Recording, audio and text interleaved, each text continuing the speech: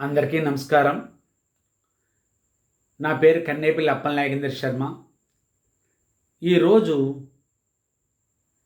Life long learning and life long working ఈ రెండింటినీ కలిపి మనం కొంచెం డిస్కస్ చేద్దాం. అంటే నాకు తెలిసింది మీకు చెప్తాను.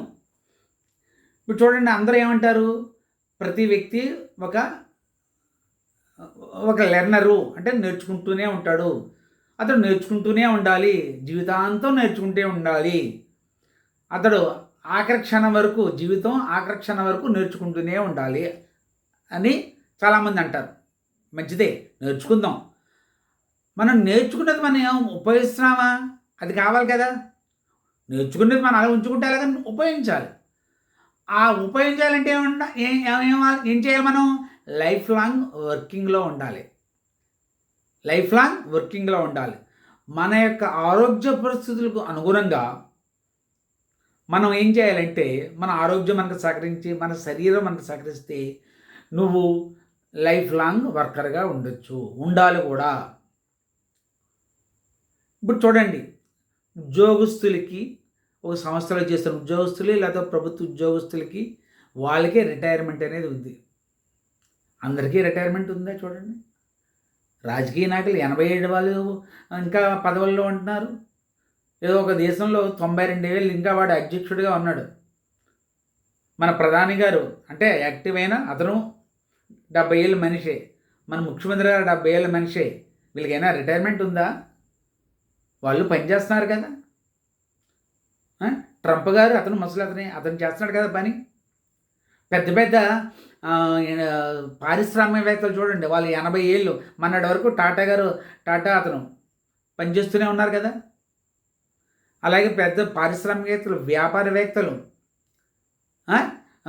శాస్త్రవేత్తలు, విద్యావేత్తలు వీళ్ళంతా పనిచేస్తూనే ఉన్నారు కదా. అందువల్ల వాళ్ళందరూ పనిచేయగా మనకేమైంది? అందువలన శరీరం సహకరిస్తే, ఆరోగ్యం సహకరిస్తే ఏదో పని చేయండి. అందరూ పని చేద్దాం. రిటైర్మెంట్ అనే కాన్సెప్ట్ పక్క పెట్టేయండి, కొత్త కాన్సెప్ట్ తీసుకురండి. అదేంటి? Life long learning, life long working రెండు తీసుకురండి. పని చేస్తూనే ఉండండి. ఏదో పని చేస్తే, పని చేయడం వల్ల ఏమవుతుంది? ఆలోచన పెరుగుతుంది. నీ ఆలోచించగలిగితే నీ యొక్క ఆరోగ్యం బాగుంటుంది. ఎప్పుడైతే నువ్వు ఆలోచన మానేసావో నీ ఆరోగ్యం పాడవుతుంది. నువ్వు ఆలోచిస్తుండాలి. పని చేస్తుంటేనా ఆలోచనలు వస్తాయి. అలాగే పని చేయకుండా నువ్వు అలా కూర్చున్నావు అనుకో, ముద్దపప్పులాగా నీ పని చేయదు. మన తుప్పు పెట్టేసిన మనకి పారలాగా, గుణపంలాగా కొడవల్లా తయారైపోద్ది. ఆరోగ్యం కూడా పాడవుద్ది.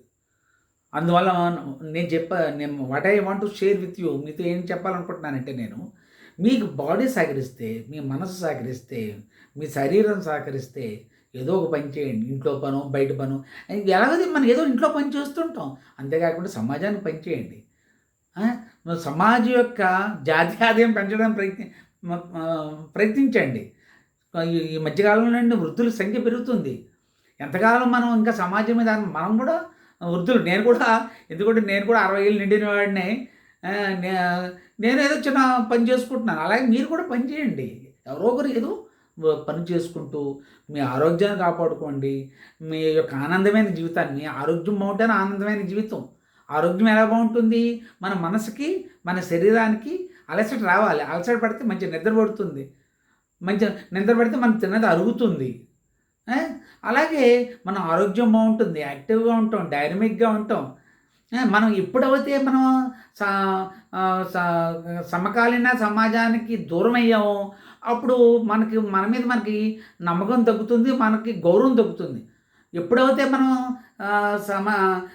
సమకాలీన సమాజంతో పనిచేస్తున్నామో వాళ్ళ యొక్క ఆలోచనలు, వాళ్ళ యొక్క అలవాట్లు, వాళ్ళ యొక్క మనస్తత్వం కూడా మనం జీర్ణించుకుంటాం. అందువల్ల వాళ్ళతో మిళితం అవుతాం. అప్పుడు మనం కూడా హ్యాపీగా ఉంటాం, కాన్ఫిడెంట్గా ఉంటాం, ఆరోగ్యంగా ఉంటాం. అందువల్ల రిటైర్మెంట్ అనేది ఒక అఫీషియల్ స్టేట్మెంట్ అంతే. అది పక్క పడేయండి. ఇంకోటి రిటైర్మెంట్ ఈ సంవత్సరం కాబట్టి ఇంకో సంవత్సరాలు జాయిన్ అవ్వండి అంతే. అదే రిటైర్మెంట్, అంతకంటే ఏమీ కాదు. ప్రశాంతంగా ఉండండి. అందరూ మీ యొక్క తెలివితేటలను సమాజానికి ఉపయోగించండి. మీరు ఆనందంగా ఉండి, మీ కుటుంబాన్ని ఆనందంగా ఉండండి, మీ ఆరోగ్యాన్ని ఆనందండి, మీ శరీరాన్ని శక్తినివ్వండి. అందరికీ నమస్కారాలు, ధన్యవాదాలు. Thank you.